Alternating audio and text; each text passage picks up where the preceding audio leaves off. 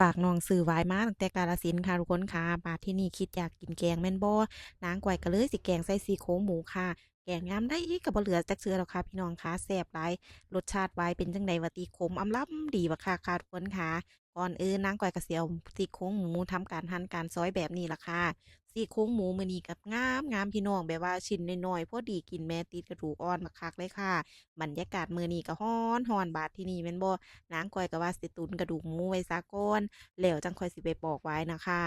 ตอนที่นางก้อยเฮ็ดอยู่นี่ก็สิเป็นตอนเที่ยงเลยค่ะทุกคนค่ะอ้าวเที่ยงจั่งใดเฮ็ดกับข้าวแลงนางก้อยก็สิเป็นจั่งซี้ล่ะค่ะพอถ้ากินข้าวเที่ยงแล้วคันมีแนวอยากแนวกินเฮ็ดตอนแลงนางก้อยก็สิคืดเฮ็ดไว้เลยค่ะทุกคนค่ะเพราะว่าในการตุ๋นกระดูกหมูหรือว่าต้มหวายมันต้องใช้เวลาบักคักค่ะหวายนี่เราก็สิต้ม2น้ำยีนน้ำแหมพี่น้องแล้วมันยังค่อยสิบ่ขมหลายบอกเลยว่ามื้อนี้หวายก็อ่อนๆจ้ะพี่น้องจ๋าหวายถุงนี้นางก้อยมาได้มาในราคา80บาทเด้อค่ะทุกคนค่ะ เพิ่นก็สิปอกออกนิดน้อยให้แล้วบัดทีนี้เราก็จังค่อยมาปอกเองหรือว่าเราสิเอาแบบที่ว่าเพิ่นปอกแล้วก็ได้เดะค่ะทุกคนค่ะแต่ว่านางก้อยเลือกแบบที่ว่าเพิ่นปอกมานิดหน่อย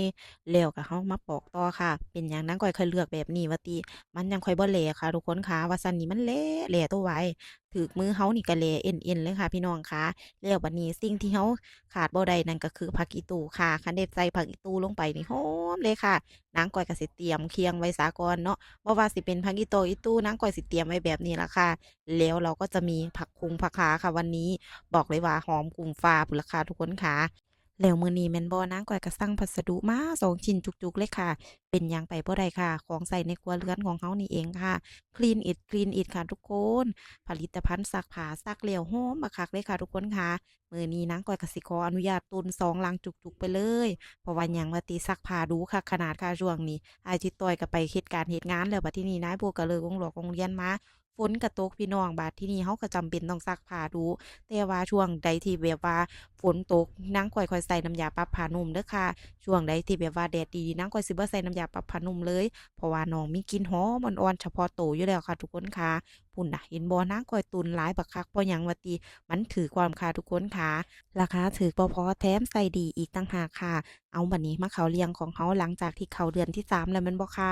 บาดทีนี้ก็เป็นอีรอบเก่าแล้วพี่น้องเอ้ยโดนๆจักข้อยสิมีทัวร์มาลงหรือบ่ซั้นก็กะล่อนท่อนแท่นคือเก่าล่ะ3เดือนก็จังคือเก่า